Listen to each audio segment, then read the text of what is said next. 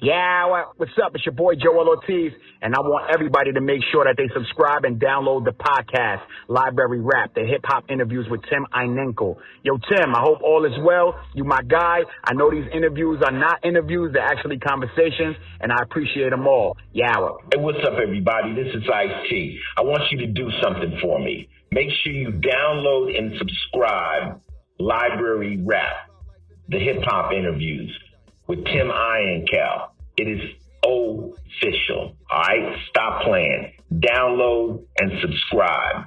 Library Rap, the hip-hop interviews with Tim Einenkel. It's cold. The land of milk and honey fascination. I was given powers beyond the average imagination. But peep this, what I saw next left me speechless. In heaven, everyone has the same level of uniqueness. In heaven, there's no greed, no need for worldly things. No diamond-studded rings, peasants become kings. I don't know about you all, but this is where I've got to live. Where men and women don't have to be so provocative. And live pushes lyrical and hip-hop concepts constantly and is one of the best to do it. Last Emperor, welcome to Library Rap, the hip-hop interviews with Tim Einenkel. Thank you so much for being here. Thank you for having me, Tim. Just suns, moons, and stars reunited with the universal family. The man in me can't wait for heaven to fulfill my wildest fantasies as I search for better days and praise the number 7 when I get to heaven.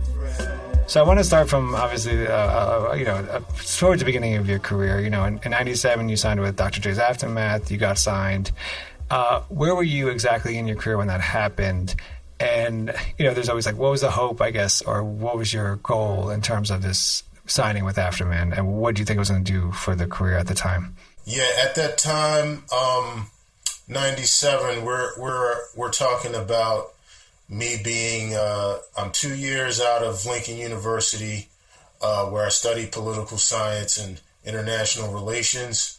And kind of during the course of study and even a little bit before that, really through my teenage years, just always playing around with rhyming and, writing rhymes and rapping for my friends locally in the neighborhood.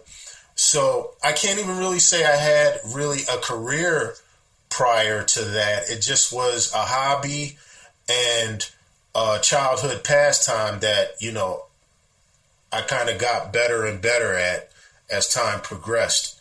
So while I was at Lincoln University, I did a bunch of talent shows. A good friend of mine, my homie, my brother, my comrade, Q from Brownsville, Brooklyn, he was also in the political science program. And we grew a brotherhood and an attachment to each other.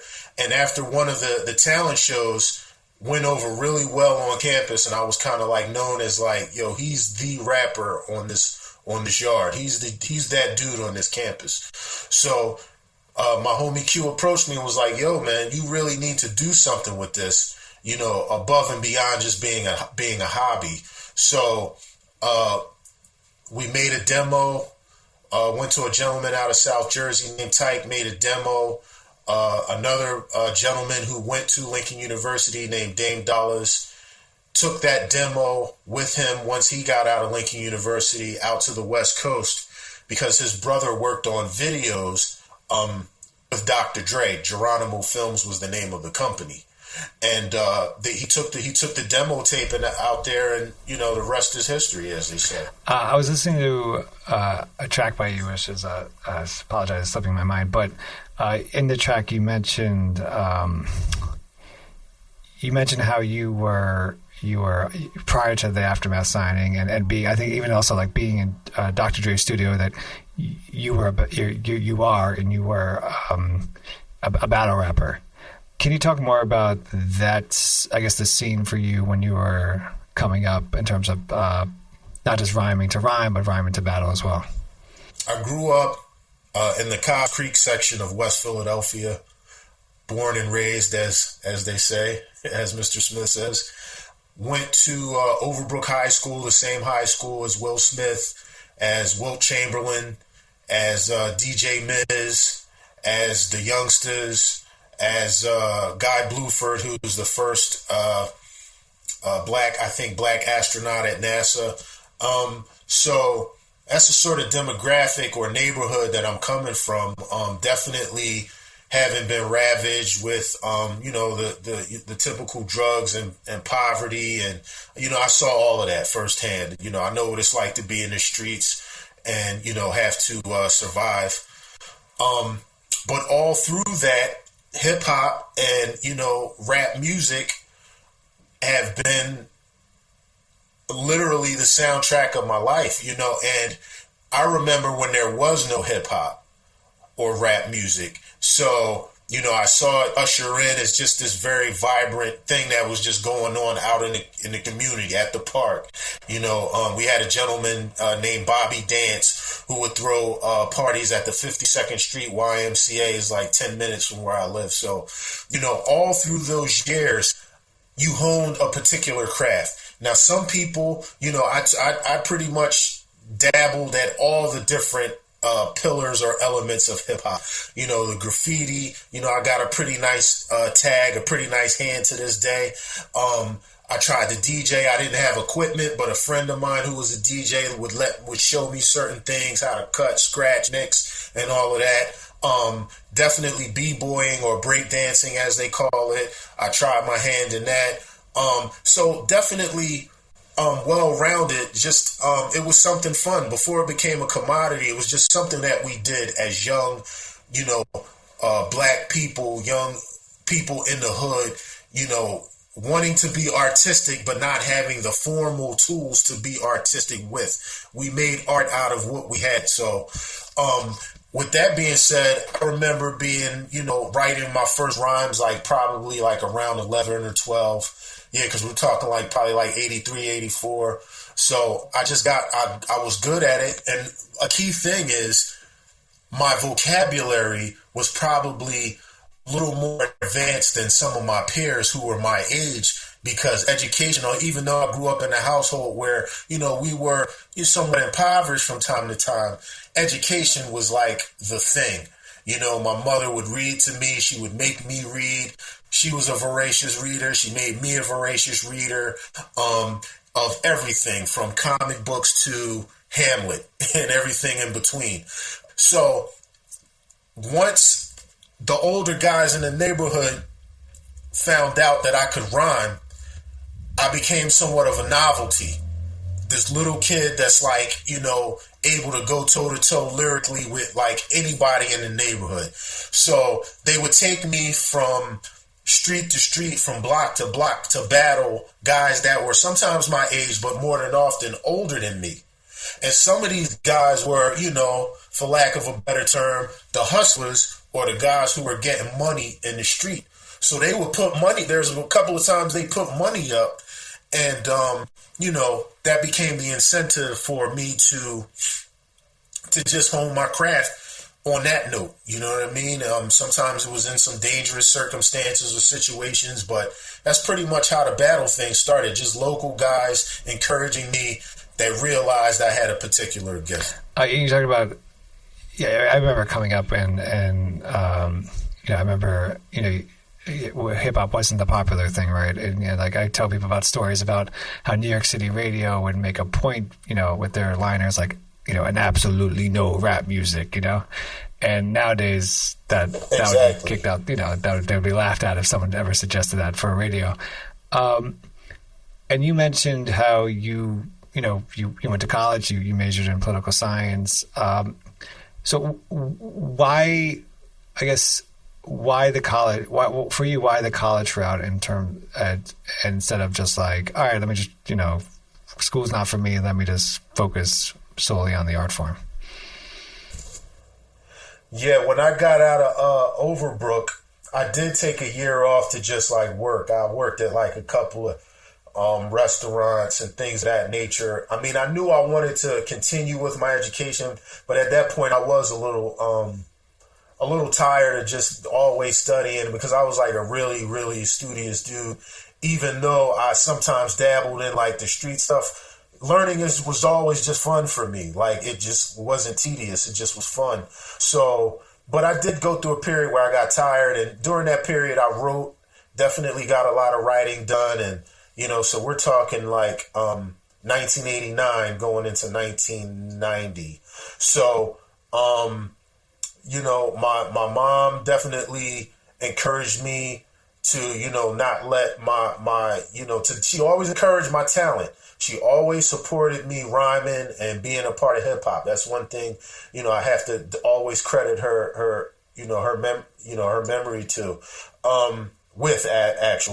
is that she always supported what I was doing lyrically, but definitely wanted me to, continue my education as well. So she just suggested, like, I didn't even apply to like a bunch of colleges. It just was like, okay, Lincoln University is touted as the oldest HBCU, which is a historically black college or university.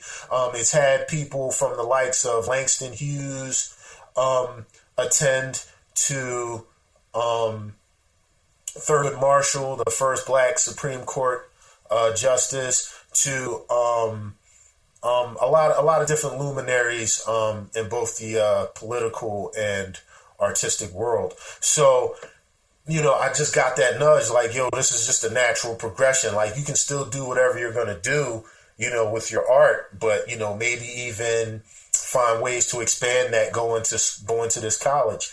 And it very much did that for me because, I had, friends from all walks of life, from all different backgrounds. I'll just give you an example. On campus, one day, I think I'm like a freshman actually, and I'm walking to the sub, as we called it then. It was like the student cafeteria, and it's, I think, toward the end of the year. So it's like borderline spring and people are out and about and all that. So I'm walking into the sub and I see Trugoy from De La Soul sitting on the bench, just chilling. Just like, you would think he was a student there because it was like, he was like so unassuming, you know what I mean? So that's just one example. Fast forward a few years later, and, a good friend of mine, a good female friend of mine, brings Shaheem the Rugged Child up there to, to hang out for a couple of days. So, and these are just two names. During that time, there was a somewhat of an explosion of awareness in terms of hip hop artists in conjunction with HBCUs. So it was not uncommon for me to talk to even some of my other homies who went to other places like Morgan State. I think you even hear the RZA on certain records shout out Morgan State and places like that. So definitely, man, when I went to Lincoln, it was not hip hop. It wasn't actual. I didn't have an actual syllabus. I didn't have an actual course study, but it was like an unofficial course study because I was always picking the brains of people from other regions about what they liked in terms of hip hop. So it gave me a very well-rounded view, and also made me the sort of writer who wanted to how shall I say, to just come with something fresh that everybody could enjoy no matter where they were from. I guess is having the college education and the degree and also learning from much of hip hop heads. Is that where I was wondering you read up on how the deal with Aftermath didn't work out and you ended up walking away from that, right? And you just from a for me from a fan point of view, being like, wow, that's a big deal. Walking away from Dr. Dre, I guess you could say, right? Is that just kind of having? Where does that come from? That I guess that the confidence that this is what I'm doing. It's just it's not working out mutually. Just the deal's off. I guess where does that confidence come from versus feeling like this is my one shot. I got to do it. Yeah. Well, I have to be totally transparent. There was a little splash of, wow, this was my one shot, and I kind of didn't make it happen. It didn't pop, and I went through a slight period of feeling a little bit like, my chance had been my dream had been deferred, for lack of a better term. But you know what? I come from an era where it was just all about being fresh and having a reputation in the community. And so from all those years of doing open mic nights, talent shows, street festivals, you name it, hole in the wall clubs where people might get shot. I mean, all of those things just gave me a reputation. And I always knew that I wanted to be the sort of MC whose reputation preceded them. Like, before I knew what Big Daddy Kane looked like, I kept hearing about this dude who had battled like a local artist here named Jazz Fresh, who was like one of the illest MCs out of South Philly here. He battled Big Daddy Kane before records. This is pre Long Live the Kane. But I kept hearing about this dude. So then when I heard Raw, I think Get Into It was the first record that Lady B played. So I was like, yo, this dude is like, this is next level. So his reputation was already buzzing before he became, the platinum selling artist or whatever the case may be. The same thing with the notorious B.I.G. Mm-hmm. I had an opportunity. I heard his demo before he even had a record out. But I credit that to a friend of mine who, when you hear Chubb Rock and Treat Him Right, he has a line that says something about kids on St. James between Gates and Green. Well, this friend of mine, my man Marlon, he went to Lincoln University as well, and he was kind of he was friends with Biggie. So he brought the demo tape up there before the album ever came out, and I was just blown away. And so just like it circulated like wildfire on our campus, it went other places. So Biggie gained notoriety in local communities before he even sold one record. Same thing with Redman. I heard that famous freestyle that he did with Biz Markie at Monticello Park out in Queens. And this was before he had any records out. But I was blown away. So, I mean, I wanted to pattern myself in that fashion. So when the whole Dr. Dre thing didn't pan out, it hurt a little bit, and it was a little embarrassing to come back to the hood after all my friends knew that I got a record contract and, I was going to be living large, as some of them thought.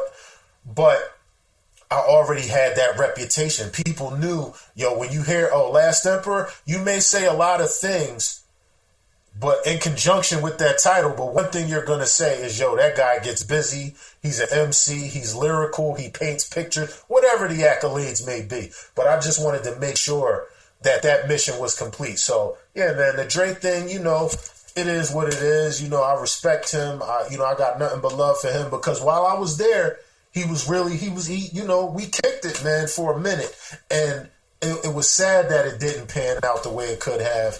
But I still got a lot of respect for the dude. So is that how you went independent for a year and then you ended up signing with Rawkus Records? How did that connection happen? And I remember Rawkus because like for me it was just like someone introducing me to Black Star's first album, right? And then going down that rabbit hole of artists, and music and stuff like that. What was the significance for you, and maybe even for larger hip hop, of Rawkus Records at the time? I would have to say the Lyricist Lounge. All those dudes over there at the Lyricist Lounge, Danny Castro, Ant, at that time Blue was running with them, Wise, all of those guys, Perry, Collage Projects in general. They gave me a format to show New York City, the mecca of hip hop, that the last imp is here. He's coming. He gets busy. He's, worthy of being in the same room as the other people that frequented the Lyricist Lounge. So I am forever indebted to the Lyricist Lounge for giving me that platform. You know, I remember the first night, I think it may have been like winter of 96, actually, that I first performed there. And, you know, of course, like, I'm thinking like, yo, this is New York City, you know, as they say, if I can't make it here, I can't make it. If I can make it here, I can make it anywhere. You know what I mean? So, but the thing is, you know, I come from a rough, tough city too, you know, so I was kind of prepared, like, yo, let me just go out here and do what I do. If they like it, they like it. If they don't, oh well. So, I just remember performing, you know, 3 or 4 songs off the demo and just really being received very, very well. And the litmus test for that, in my opinion, and knowing that I performed well, was having people that I grew up listening to and admiring their craftsmanship come to me and say, yo, you're dope. Sometimes that's all you need. Oh, you know, so people like Master Ace coming to me like, yo, you're dope. Craig G coming to me like, yo, you're dope. You know, and I mean, the list goes on and on. Cellar Dwellers, you know, Smith and Wesson. You know, I mean, I could ramble off, you know, tons of names, but just people that I grew up respecting lyrically and respecting their movements coming to me and saying, yo, brother, we really like what you got going on. Welcome. You know what I mean? And that's pretty much what it was, the Lyricist Lounge. You know, they gave me that ability to rub shoulders and you know, with the great luminaries of hip hop at that time. Now, at that time, I'm starting out performing. Black Star's beginning. You know, I remember them. You know, I've done tons of shows with them before they had records out. Definitely, you know, Dead Prez. I remember what stands out in my mind is there were like 2 groups that were really making noise when I came through. Myself and Dead Prez. You know, so it was really fun to see all of these talented individuals at their inception. You know what I mean? People like Thurston Howell III. You know what I mean? Just the level of creativity that the Lyricist Lounge generated gave me the ability to already develop somewhat of a rapport with Rawkus Records. Because, again, some of the names that I've mentioned have had relationships with Rawkus. So it was kind of like the natural progression. So, yeah, man, definitely, you know, once the Dre thing fell through, I landed at Rawkus Records and, you know, tried to make something happen there too. But as fate would have it, they were going through a for lack of a better term, an identity crisis during the time that I got there. So their whole mantra of this is where the real hip hop is sort of morphed into, you know, this is where real hip hop can kind of make strides into competing with, you know, money making mainstream hip hop, whatever those terms mean in their own right. So yeah, that's pretty much how the Rawkus thing jumped off. My words from the genius, and he's still my rhyming hero. Now the next fight was conducted in a rough-like manner, specifically between Reggie Noble and Dr. David Banner. Or should I say the Incredible Hulk when he's amped off the gamma? But Reggie Noble soon became the Incredible Redman and slammed him. You know how Redman gets when his adrenaline starts pumping. Started skitzing in the ring, so then the thing tried to jump in. Then Grim leaps into the ring, and after Redman he lunges. But Reggie Noble dropped him with 2 bricks and he punches. Rhymes by the bunches, bums get dirty in the Middle Eastern dungeons. Ready to set this like Detective Columbo with his hunches. While the refs clean out the ring cause the last fight was so intense. Let's do a live interview with the brother named Common Sense. Yeah, it's Common Sense. A nice man tried to freeze me, so I took him to Chicago and told him to take it easy. He couldn't see me with my Applejack hat and high top. I want to kind of ask you about, I mean, it's New York City, but significant places in New York City, and I you know, mentioned this prior to recording, but I think probably late 90s, mid 90s, I had the opportunity to, I walked into Fat Beats in New York City just to kind of check out some records. And, with a great surprise, you were there performing right next to the DJ, right? And of course, I was lucky enough to hear you at the time perform Secret Wars. Can you talk about more of the significance for you, some highlights of your live performances, especially at Fat Beats, and also for people that don't know, what is the significance of Fat Beats to independent artists like yourself, but also hip hop in New York City? Man, Fat Beats was everything. It was just basically an opportunity for those of us who weren't maybe mainstream savvy, but still artistically dope, to be heard and seen and be a part of a scene. You know, I had a gentleman who was from Philly who went on to do some things in New York, and he was like, when I first started emerging on the scene, he was kind of like, yo, you know, I asked some people back in Philly about you, and they don't really know, like, you know, they haven't really seen you around the scene. And so I just kind of looked at this dude, and I'm like, I'm thinking to myself, you know, I didn't formulate the words at the time, but after our conversation, I'm thinking to myself, that's because I was never a part of a scene. There was an underground scene here, but I wasn't a part of it. It kind of was looked at upon as like, almost bougie, but I'm a local rapper. I'm the corner stop and go local bar, you know, a bunch of drunk dudes who get money in the streets putting up money like, yo, my man right here, he nice. He'll battle anybody around here. I'm a part of that scene. So when I got to New York City, I was finally able to be a part of a legitimate scene, you know, and they embraced me. Everybody embraced me. So Fat Beats was like one of the epicenters of that scene. You know what I mean?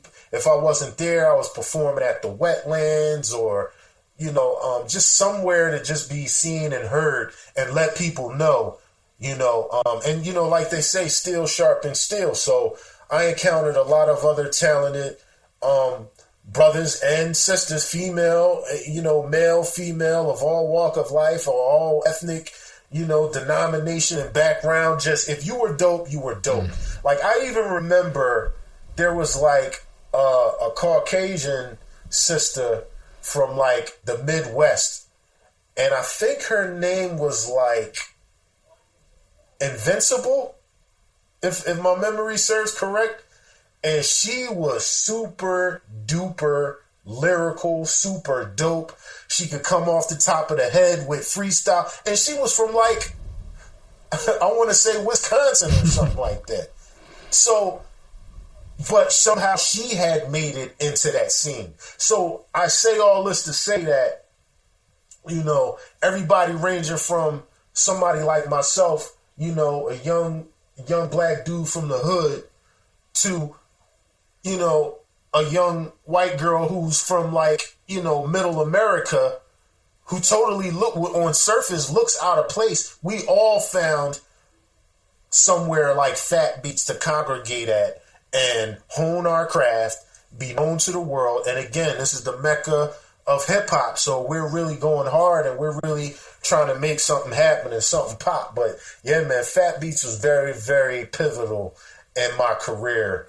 And, you know, whenever I see dudes who were affiliated with that, it just brings a certain warmth to my heart and fond memories. You know, I mentioned in the intro how you the thing I drew me to your music and what I love about what you do is that you push concepts and even like lyrics to a limit, right? At the boundaries, you push your boundaries. And when you think about hip hop, you know, especially rap or even all the elements, it gives the artist a certain level to escape to you know, fantasy.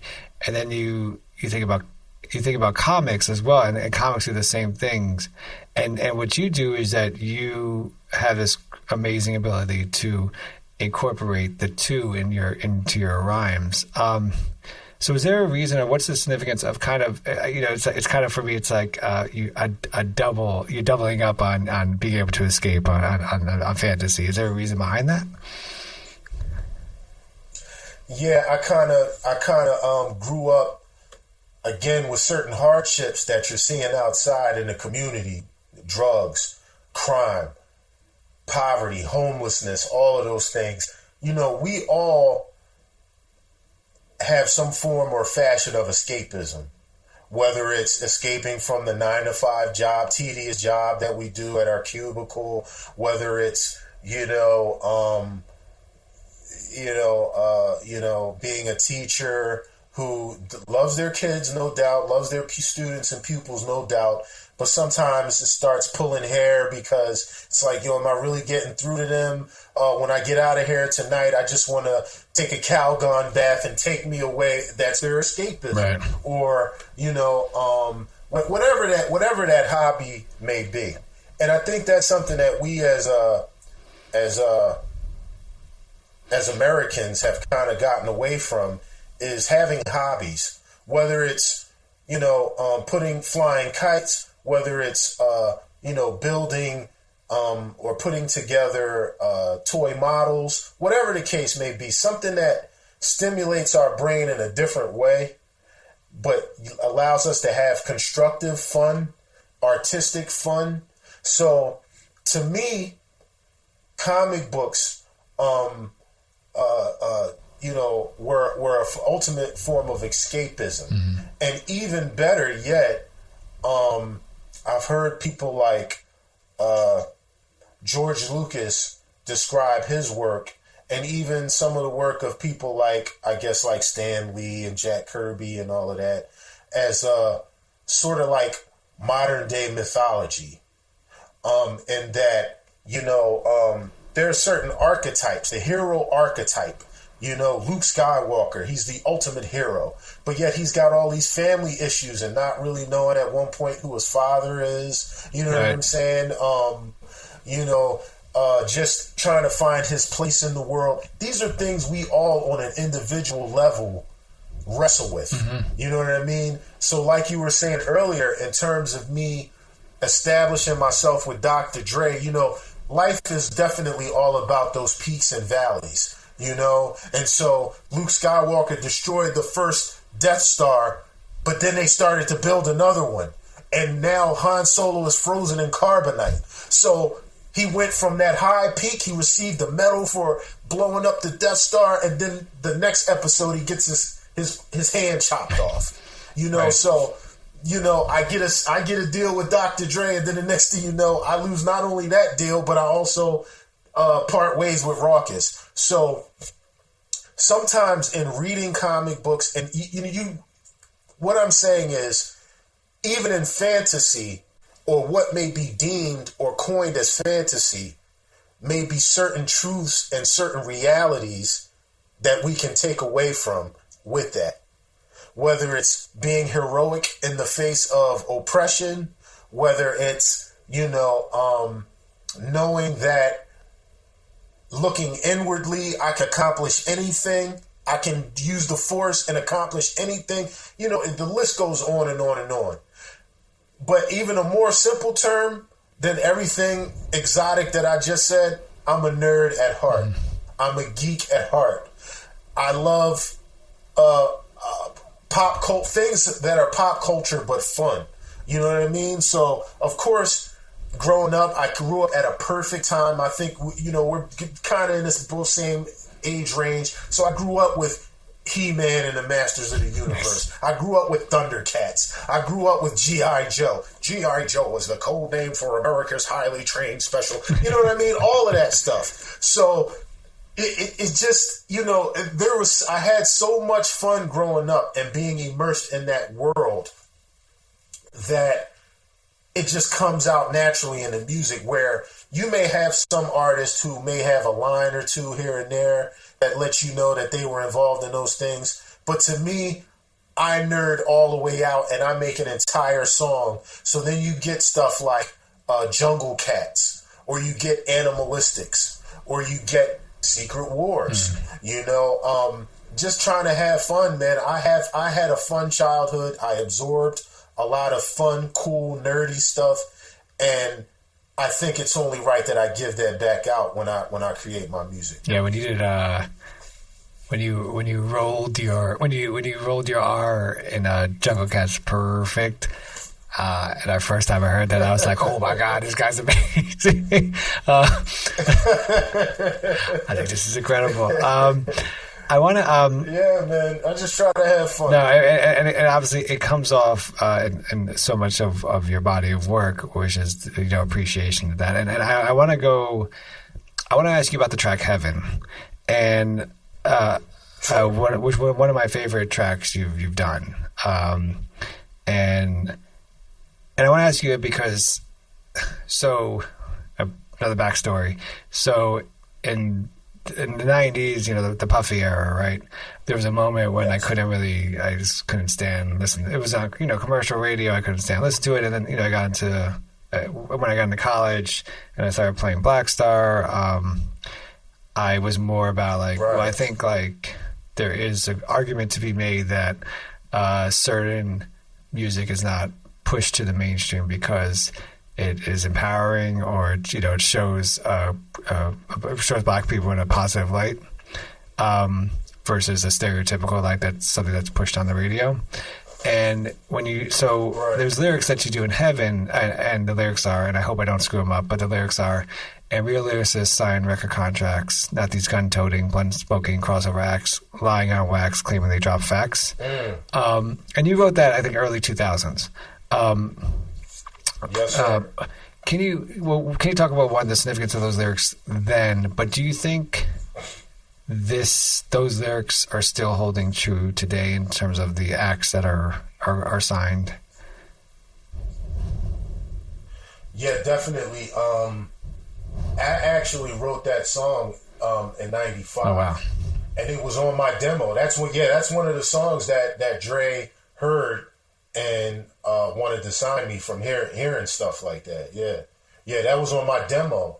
And I just say that to give you a time reference on how, unfortunately, artists such as myself who do kind of go a little bit of a different direction, our music is held up so long, that there is something to be said for shelf life when it comes to an MC. Right. I like to think, I try to craft my rhymes to be fresh so that if I'm using a certain punchline or making a certain reference, I want it to come out pretty much right after I wrote it, because I don't want time to elapse. It takes a little bit of the impact out of the punchline if it's 5 years later. So that definitely was one of the songs on my demo. Unfortunately, I kind of saw the direction that hip hop was going, and like you said, with the whole, and don't get me wrong, I think there's something to be said for the brand of music that Puffy was doing. Mm-hmm. I just think there wasn't enough balance for just straight up hardcore lyricists. It just wasn't enough balance, and that dominated too much. And unfortunately, I think it still holds true. I'll even take it a step further and say that there are even still people out to this day that I think are very talented lyrically, but all they want to rhyme about is drugs. All they want to rhyme about is degrading women. All they want to rhyme about is genocide. And don't get me wrong, I think that all of these voices have a place. Because the first thing that some of these guys will tell you is yo, I'm just trying to rap about what I see every day. I'm just trying to live my, talk about my life and what I see. Okay, I get that. Everybody has that. That's the divine nature of hip hop. It gives us the ability to have a voice when we had no voice, to be the voice of the voiceless. Right. So I get that. Everybody should have their fair shake in expressing their experience. It just becomes somewhat of an agenda when all you hear are those experiences. Right. You know what I mean? Or the glorification of those experiences instead of the cautionary tale. To me, nobody will ever be the perfect union of lyrical and, how shall I say, street than Cool G rap. True. To me, he's the epitome of that style. Now, of course, I'm from Philly, so when I talk about gangster music, I got to give it up to Schoolie D, who's really, even the dudes out on the West Coast will tell you that Schoolie D is the one that they heard with songs like Gucci Time and PSK, which is 10 minutes, 15 minutes from where I'm sitting right now. I saw him perform before the world got to see him.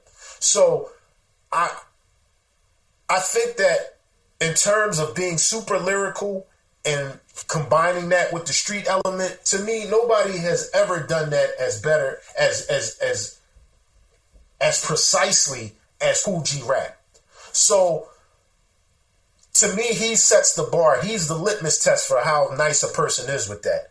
But the thing that I always appreciated, especially about his early work, is that they were cautionary tales. Don't do this. I'm going to show you what I saw. I saw a dude get robbed, but this is how it ended. He ended up getting killed or going to jail. So I just think there's too much glorification now. And I think that there is somewhat of an agenda behind that when we look at the relationship between the music industry and the prison industrial complex. Yep. We can have, that's a conversation in itself. But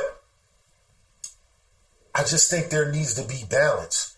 And even furthermore, some of the rappers who have touted themselves with being the purists or being like, you know, the official hip hop heads or whatever, one of the common themes in all of our songs and all of our, you know, records is like taking out other MCs who aren't representing the culture correctly, taking out sucker MCs. But I see a whole bunch of sucker MCs out here now, but I don't see none of these guys that have platforms taking them out. So, I mean, there's something to be said for being artistic, but at the end of the day, and you might find me using a lot of Star Wars analogies, because I mean, out of all of my nerddom, Star Wars is probably like at the top of the list. But MCing is the Jedi component to rap music. Anybody can pick up a mic and say a couple of words. You know, in the recent installment, you know, so I know it's not really popular with a lot of Star Wars fans, but the dude Finn, he picked up a lightsaber and actually was pretty good at one point with it, but that didn't make him a Jedi.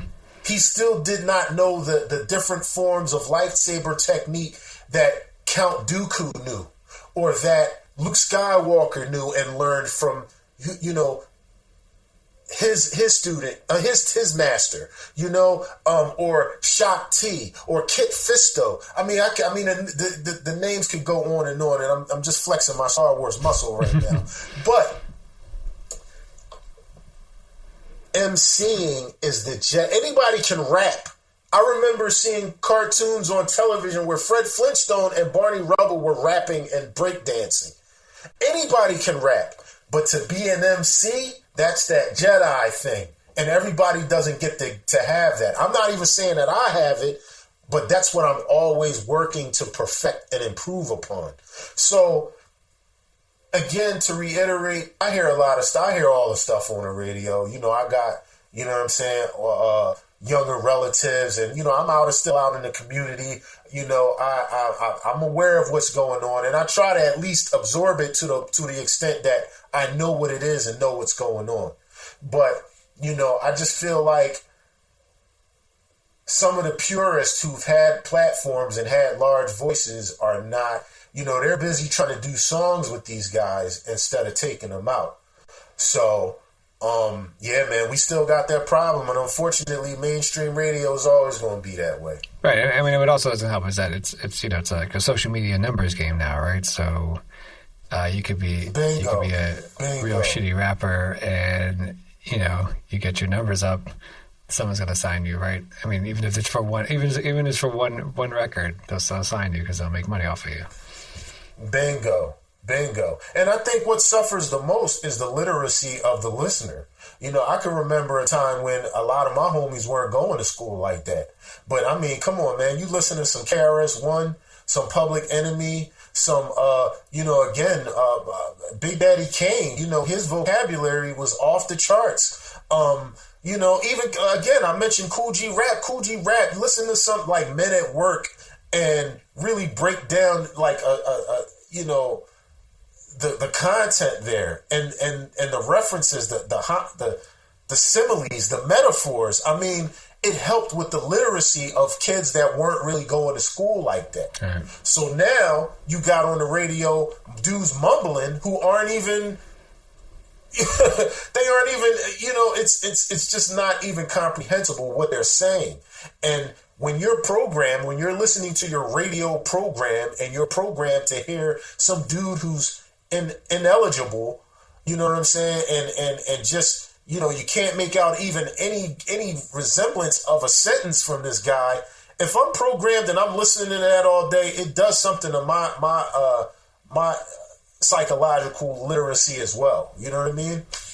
Right. And you also we grew up at a time when you were not forced, but you would take a moment and figure out the lyrics because, like you said, it was a teaching moment as well. Like, it would, what is he referencing now? What is he, now we're like trying to figure out what the hell they're saying, but not gaining any knowledge from there. Exactly. You mentioned, I want to go back. You mentioned, rap and the industrial, prison complex. Which one do you think feeds what? Like, do you think, is what's being pushed on the masses supposed to create something that pushes more people into prison, or is it vice versa? They work in tandem. They work hand in hand. They both fuel one another. I was about to say hip hop music, but rap music, there's a component of it that very much glorifies prison culture, very much glorifies gang culture. And we all know that the days of gang culture resembling somewhat revolutionary or socially aware movements are somewhat, they're gone. And I say that to say that those that are aware of the inception of gang culture, whether it be out of Chicago, whether it be out of Los Angeles, whether it be out of, there are many places here and on the East Coast that definitely had a lot of gang situation in 50s, 60s, 70s, pretty much as long as impoverished people have been put in impoverished places. One can just reference the movie Gangs of New York to see how far back gangs go here in this country. But the thing about a lot of the gang culture of the urban setting, 50s, 60s, 70s, in places like Chicago, in places like Los Angeles, and even here in Philadelphia and New York City, you got, like, here in Philly we had like the Moroccos, and in New York City you got like the Tomahawks, or the Jolly Stompers out in Brooklyn, or you had like the Savage Skulls up in the Bronx. The ones in particular on the West Coast and even in Chicago started out as almost like revolutionary organizations. But when you mix drugs and weapons into the mix, things start to take a bit of a different turn. So that's what we see now. So now most of the prison system is filled with, people who, wanted to become a part of some, maybe at the inception thought this was something positive to be a part of, got caught up and realized that, no, it's, morphed into more about, facilitating the drug trade or just rampant violence, things of that nature are now what we think of when we think of gang culture. And the prisons are full of individuals who, for one reason or another, have become a part of that. So here we have, in hip hop or in rap music, within the past, I would say 15, 20 years, even further, you want to say maybe like 25, 27 years, you know, now gang culture has become like chic, where when hip hop first started, it was to get kids away from the gang culture, away from the rampant violence, away from the drug use. You know, it was about, as they say, peace, unity, love, and having fun. Well, what, you know, it makes you wonder, well, what the hell happened? So again, some of the shareholders or people who have money vested in a prison industrial complex also have money in entertainment. So they work hand in hand. You know, if you're building new prisons, you intend on people occupying those cells. You're going to make money from people occupying those cells. So, hey, my one of the other shareholders, he's got money invested in, and just insert any name of any record company. So he's not going to have a problem allowing his artist, or in some instances, preferring that his artist talk as gangsta and as ratchety as they possibly can, because they know on the back end, the music, unfortunately, does dictate some of the behavior. I mean, in a perfect world, we like to say, parents should be the benefactors of instructing these children. In a perfect world, that is the case. But unfortunately, I know when I grew up, I wanted to be just like my favorite rapper. It just so happened that I grew up at a time that my favorite rapper could form sentences. My favorite rapper, wore truck jewelry. He was clean to the T, and he gave me food for thought and inspired me to want to learn and grow. Unfortunately, now your favorite rapper is telling you, look, man, go out here, take these drugs, pop Molly or whatever it is you're into, degrade women, treat them like, B's and H's, and you know what I mean? And when you're done doing that, turn up, go outside and shoot 10 people, and that's unfortunately the sad case that we see now. So even Rakim let us know that MC meant move the crowd. So in a rudimentary form, he let us know that what's coming out of our mouths inspires movement in the people. So if these dudes now are only talking about killing each other, of course it's going to inspire the listener to go and want to kill and hurt something, and not in every case. I want to say that not in every case, but unfortunately, the numbers are great. So you hear the music, you're inspired to go out and commit crime and engage in genocide, and that only leads you in one or two places, the graveyard or the prison. So they work hand in hand, and now prison culture has become like chic. So when you see a lot of these dudes sagging, to the point where they can't even walk, they're pulling their pants up every 5 minutes. And don't get me wrong, because there was a period in, I would say, like the mid-90s, late 90s, where we sagged a little bit. But now it's like down to a dude's ankles or whatever. And that, from what I understand, comes out of prison culture as well. So, yeah, man, the two go hand in hand, and they fuel each other, they feed each other, and unfortunately, the listener who doesn't have right discernment and doesn't have knowledge of himself prior to listening becomes a part of that equation.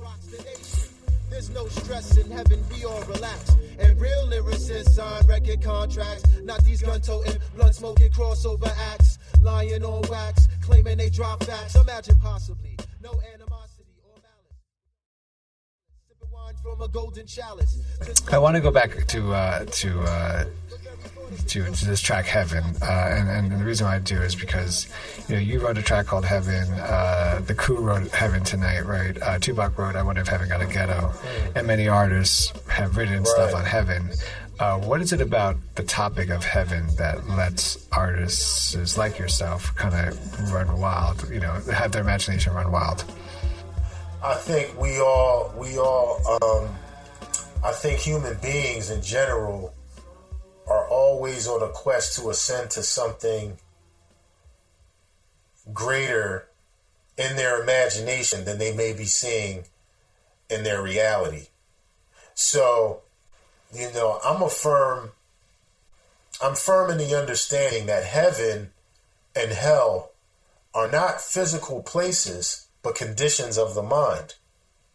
Now, when I painted that picture, I needed to put it in a way that, obviously, I'm into music, I'm doing music, but I'm also very aware of how entertainment across the board, when done right and done correctly, can serve as a beacon for us to have examples of how to reach that higher understanding, or that greater understanding of this thing called life. So, and putting people like Bruce Lee in the rhyme.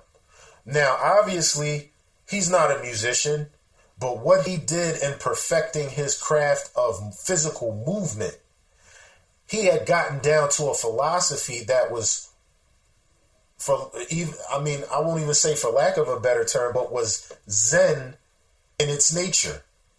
He had found his nirvana in movement. And it was a dual thing, because his movement, in the case of, okay, you'd take something like Tai Chi, which is very slow movement, very slow, more almost on a tight tip of just exercising. But some of those same movements sped up can be likened to Kung Fu or Qigong or whatever you want to call it, and can inflict harm on someone. It still, can be used as a protectorate and used to defend, but the beauty in what Bruce Lee was able to do, to me, when people talk about being in heaven, to me, that was his heaven. Creating this philosophy, his piece of heaven on earth, as some people would say. So, but it started in his mind. He had to envision many of those movements before he put them on paper, before he physically, the mind controls everything. Even, I like to reference other hip hop artists as well. The brother Buckshot, and one of his songs says, the mind controls the body thinks the mind is crazy. Whatever's lazy, when I grip the mic, I'm Swayze. You know what I'm saying? Like, he pointed out that everything started in the mind. So again, heaven and hell are conditions of the mind first. And sometimes if your mind isn't right, it will create a physical condition of heaven or hell, depending on what your mind state is. So I think a lot of artists have tapped into this whole thing, especially hip hop artists, in that, we all come from poverty. Most of us, we all come from the inner city. We come from harsh realities, and we all kind of sit back and dream like, man, if I could just get my art heard, if I could get these rhymes heard on a large scale, it'll change my surrounding. It'll put me in whatever my perception of heaven might be, So when I wrote Heaven, I just wanted it to be, again, something that was fun and imaginative, and, give people somewhat of a glimpse of what the common perception of heaven is, but also just interject, like, listen, these are conditions of the mind. And, I think the ill thing about that is, that was on the demo. I released it, and I remember not long after that, Tupac's video, I Ain't Mad At Ya, came out. And if you remember that video, he goes to heaven and he meets people like Sammy Davis Jr., Red Fox, many other entertainers. And I just said, wow. I didn't look at it like, my concept, somebody else did my concept. I just looked at it like, I do subscribe to the fact that there are periods on this planet, being 196,940,000 square miles. There are periods upon which certain energies are released, and if we allow ourselves to be tapped into those things, and be receptors and conduits of those energies, we can influence the masses of people. So Tupac, very insightful. And this was the last video he did before he transitioned. You know what I'm saying? So he was very insightful in that regard. I definitely want to have to go and listen to the Coup, to their version of the Heaven format. And again, I just think that we all tap into something that's kind of universal. Again, like George Lucas says, with Luke Skywalker, he created the universal archetype. Luke Skywalker is no different than Hercules, who Hercules in Greek mythology, he had the task of,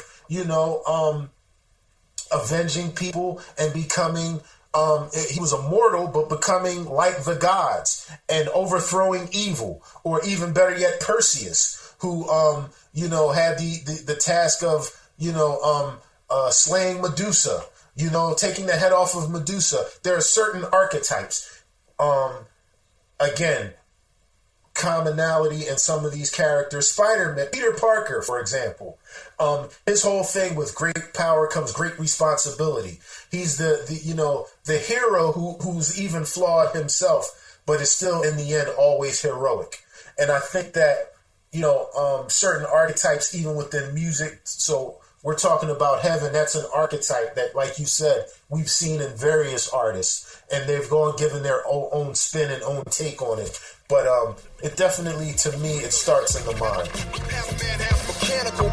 I'm an emperor whose empire crushes the poor. You fucking with the last emperor.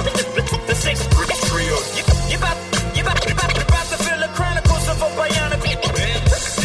The $6 trillion man's back on the scene. The super supreme, lean, mean, killing machine. I'm packing laser blaster that'll get rid of your team.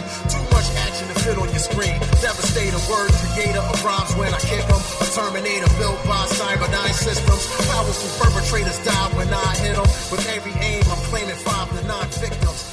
And I'm sure I can take out 9 more before they figure out. In 2013, you were one of the featured artists on Marco Polo's PA2, the director's cut.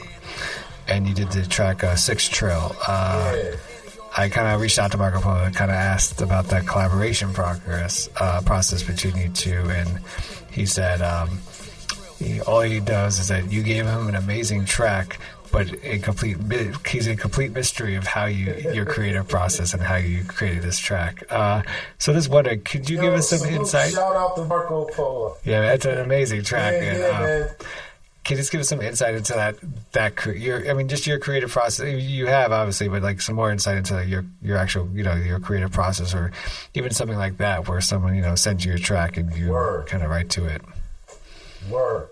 Yeah, man. Salute to Marco Polo. And I mean, he's so incredible with just making beats and it's like the music already dictated. To me, it was easy because the music already dictated to me somewhat of a sci-fi feel. When I heard the track, just stripped down, just the track, it had a sci-fi feel. And again, my nerdom is just going to kick in. So I immediately thought of, for some reason, I thought of the $6 Million Man. I thought of Steve Austin. A gentleman who was an astronaut who crashed one of his missions, and his body was so badly damaged that he had to become the first bionic man. Mm-hmm. So he was the bionic man, but at that time it took $6 million, which today is not really a lot of money, but it took $6 million to give him the cybernetic parts to his body. And shout out to Lee Majors too, tremendous actor. So during the time that we recorded, there was this thing going, slang always plays a part in hip hop and rap music. So the saying that something is trill, it's just like, that's like the truth. It's the dopest. They used it in the South a lot, places like Texas, like, that's trill. Things just being trill just meant really dope. So somehow I was just thinking like, I want to kind of take the angle of the $6 Million Man, and then it clicked. okay, instead of the $6 million man, to update it, he would be the $6 trillion man. And let me shorten it and give it the hip hop spin, so he's 6 trill. You know, and that's pretty much how it happened, man. Like, again, my mental Rolodex always, I hear the music and it sparks something. So immediately I just got a vision of the $6 million man, which became the $6 trillion man, a killer track. And now the only thing that I have the responsibility of doing is making it believable. Because a lot of times the guys who are kind of nerdy like myself, we may come with certain rhymes or try to approach a song in a way that it's like comes off as campy. And to me, campy is not bad, but there still has to be that level of believability. That's where vocal inflection comes in. So when I'm saying I'm the 6 trill, I'm the 6 trill, and when I cruise around the way, I push a big wheel, you know, and I'm talking about having cybernetic parts and the scientists who created me. When I'm in the moment, I totally believe that.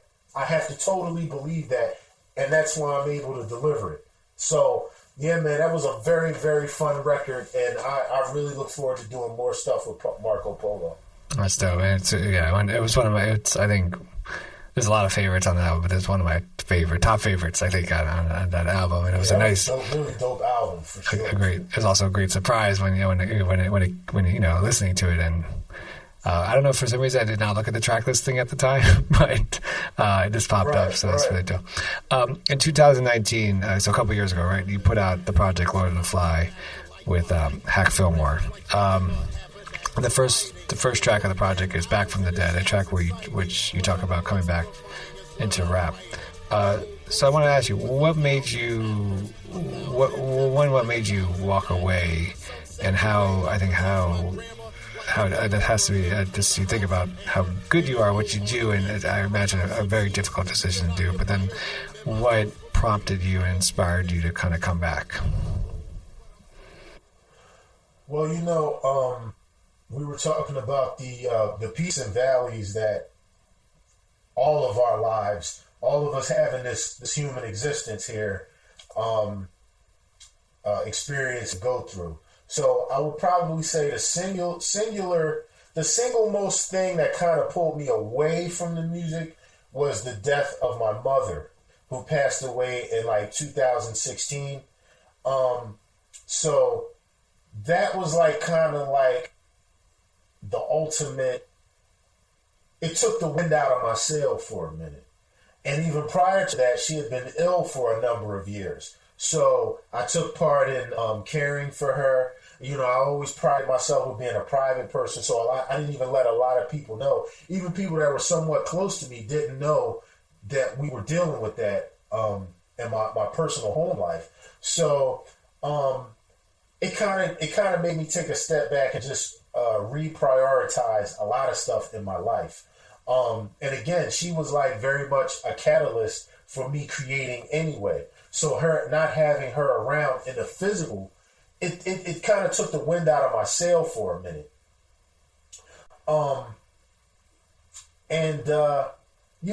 Even with that being said, I'm the sort of writer who has to kind of like live life and live through some things. And that's what gives me the material to write about. So yeah, I could just kind of like make up raps that are kind of like not really that in depth all day, all night. But I just kind of try to come with something that people are going to think is special, and that I feel, first of all, is special to me in telling a story, so that, and then sometimes, let me say this, sometimes in writing, things may come to you very quickly, and sometimes you got to know when to put the pen down. There are times that, obviously, with what I do, there's, more than likely you got to pick it up more than the average person. But I also respect the fact that there are times that I got to put the pen down and go live life, because that's what gives me the fuel and the material to write about. So, again, even prior to 2019, I put out, with Hack Fillmore, we put out an album entitled Jungle Gym Season 1. And that was kind of like my first full-length foray. First of all, it was the first time that I was able to finally deal with one producer from top to bottom, from incubator to respirator. He and I sat down. He would give me beats. I'd go over them. He'd give me a certain period of time to finish the work. But he did kind of pace me like, okay, we need to start working on this next joint. So it was challenging and rewarding and creative for both of us to just be one MC, one producer. But we also did have some help. I don't want to shortchange my man Il Product also, because he was very pivotal in that also. And so we put out Jungle Gym. Just to me, that was kind of like my dream nerdy project. If this doesn't go anywhere else, I want to listen to this. I always wanted to create a character that dealt with action and adventure, somewhat a mixture between hip hop meets Indiana Jones, and that's what we have in Jungle Gym. So once we did season 1, I was like, yo, me and this guy really worked together very, very well. So I said, okay, now I'm ready to just come with a straight up Last Emperor project. And thus we have Lord of the Fly. And so Back from the Dead is the exciting lead track, which the entire song is an analogy between quote unquote old movie monsters, horror film movie monsters from like the House of Hammer. So we're talking about Frankenstein's monster. We're talking about Count Dracula. We're talking about the Wolfman. Even to take it a step further, Lord Vader or Count or Emperor Palpatine. All of these iconic classic movie monsters or evil doers, who through one way or another have risen from a perceived death. So I use that as somewhat of a metaphor, like, okay, people, because I've gotten certain rumors, I don't listen to pay attention to everything, but I was catching wind of the fact that people were confused with the fact that I did a song with Rest in Power, Too Poetic, aka the Grim Reaper from the Gravediggers, and he passed away some years ago, and so people were a little confused, and some people were thinking that I was no longer here physically. So I was like, you know what? I just want to come with a record. When I start this record off, I gotta let people know that I'm still here in a very dramatic way. So just like Count Vlad Tepes or Count Dracula comes back from the dead, or, we thought that Emperor Palpatine was dead, but did he clone himself? He came back some way. Vader got his limbs cut off, but they gave him the suit, so he was perceived back from the dead. The Last Emperor also has that ability to come back from the dead. So, and even that story arc is something that I kind of was trying to establish earlier when I did the record with the RZA and He Lives. Because as the story is told in the Last Emperor saga, because when all is said and done, a lot of these records are like pieces to a larger puzzle that gives you this full story arc of the Last Emperor. How was he created? Where did he come from? Why is he here?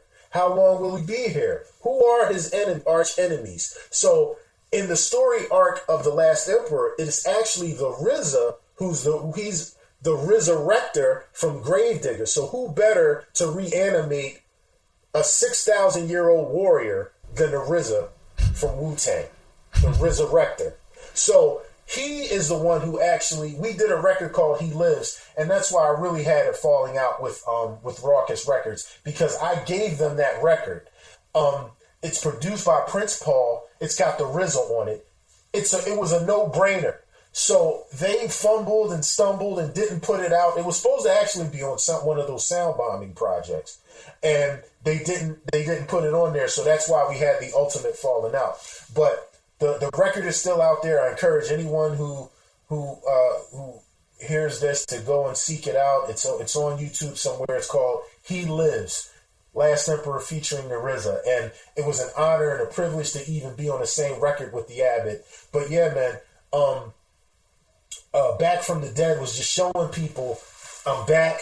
You know, when the industry thought it threw dirt on me for the last time, but here I am once again. You just mentioned doing a track with the late Poetic from the Gravediggers, and I believe you're referring to the track One Life. I was reading an interview you did, and you said that at the time of the interview, you said, and whatever it still holds true today, that this was the most proud of and feel the most passionate about this track that you did. Is that still 2021? I mean, is One Life still that kind of that track that you feel the most proud of? Yes, sir. Definitely because of the content, because it deals with the ultimate, what some people perceive as the ultimate mystery that we experience as humans on this planet, which is when the lights finally go out and we take that final breath. What happens? What's the next part? Is there a next part? Is this all that there is? Once the oxygenated molecules in my chest release for that final time and my breath goes out and hopefully goes out into the ionosphere, is that it? Do they just fizzle out? So I wanted to deal with that topic. It just came together, perfectly. And that, we got the very talented singer out of Canada, Estero. And some people may think that I just got any singer to jump on it. I was very well familiar with her work, which was bubbling in like the mid-90s. Very, very talented singer, very soulful in her own right.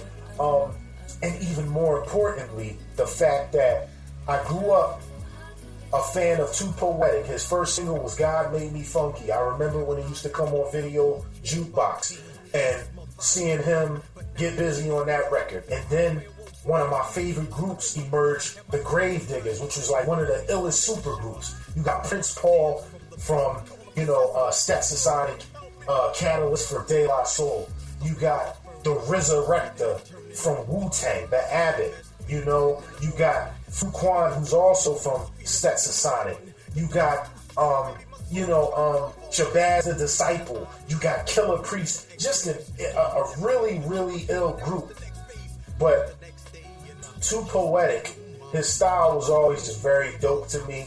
I think that his work on especially that first and second, those two Gravediggers albums, exceptional work, phenomenal work. He's an ill MC, but even greater, he was an ill man, an ill human. To know that he was facing that time that I referred to of taking potentially his last breath coming shortly. I'll give you an example. The day we recorded the record, he had chemotherapy. He had a chemotherapy session earlier that day. I spoke to him over the phone. I said, "Yo, Grim, check it out. We don't have to do this today. I may even just lay the vocals. If you want us to do it all at the same time, I'll postpone the session. We don't have to do this because I know how it is coming from chemo. You're going to be tired. You're going to be." He was like, "Nah, God, nah, G. I got to get this done. I got to get this done." He had such a work toward the end of his physical existence.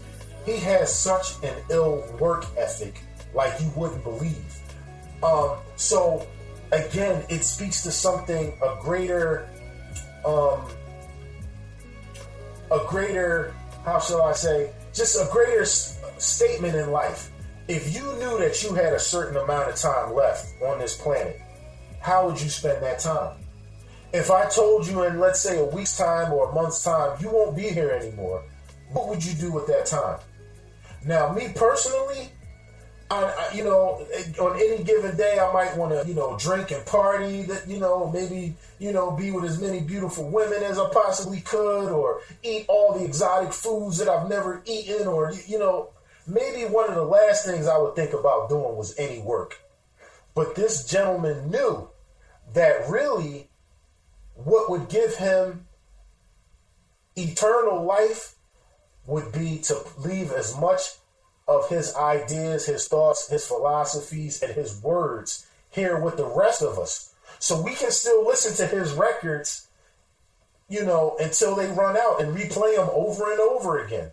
But to me, that just showed tremendous, as they say, grace under fire, that he knew his time wasn't that long. He told me the doctors gave him a certain period of time. He didn't just go lie down somewhere and, in a corner or trick off or anything like that. He wanted to keep recording as much as possible. He wanted to do this song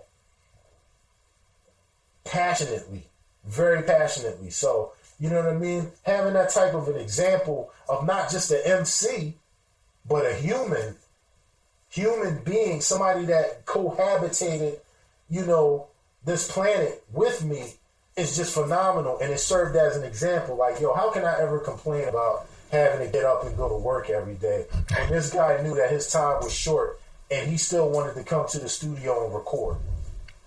Did that moment at all, for you as an artist, did that change, artistically, did it change anything in terms of your approach to writing lyrics or even the approach to just creating? Yeah, it reinforced the fact that I always got to say something.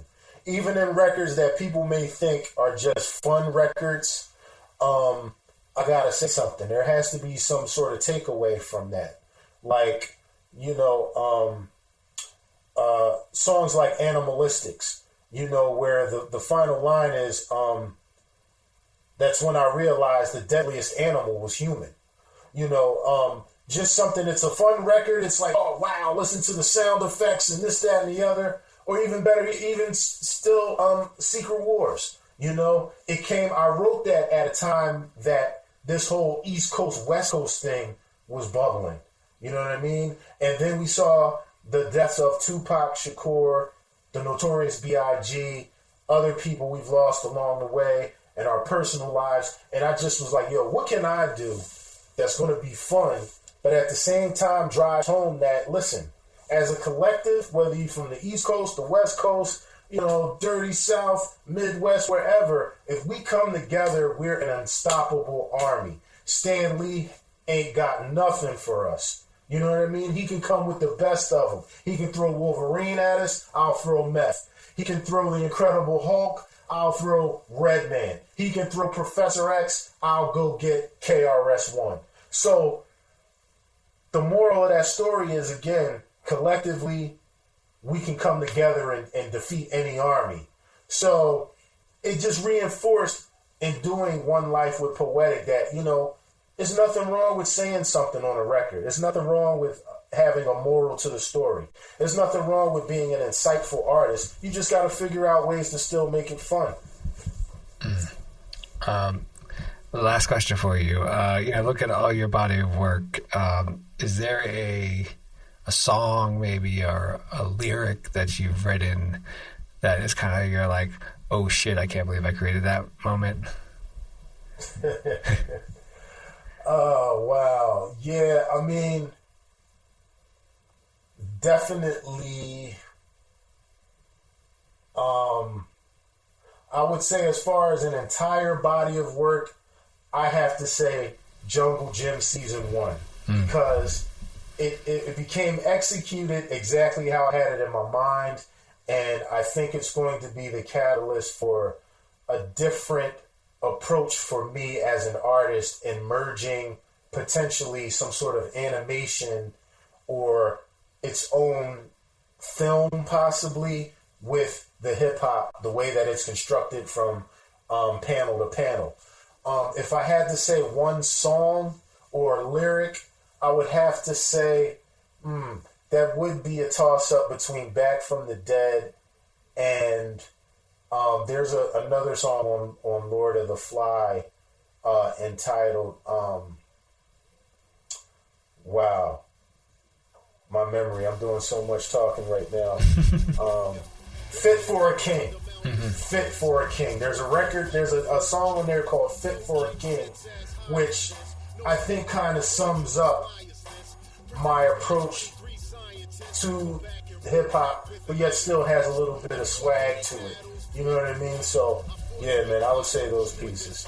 So, I don't know, what can I say? He's the last emperor, and it's. I've been trying to talk to you for a while, and I really appreciate that you've taken the time to talk on Library Rap, the Hip Hop Interviews with Tim Einenkel. I really appreciate your time. The pleasure's all mine, Tim. Anytime, bro. The next installment, the next full-length Last Emperor project is coming soon. And I'm going to, this is the second time I've revealed the title. We're tentatively going to release at least the first single with a B-side on Halloween. And the title of the album is The Last Emperor Presents The Wizard, The Witch, and The Wolfman. I want to say peace to everybody. Thank you for all the kind supporters over the years. I want to thank you again, Tim, and, just say peace to everyone. Foes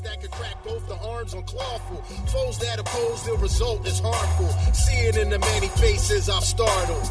And when they fall, the name that they're yelling for, stop stalling, somebody better tell them, boy. Jamal Gray, son of Eleanor, I took Castle Grayskull back from Skeletor.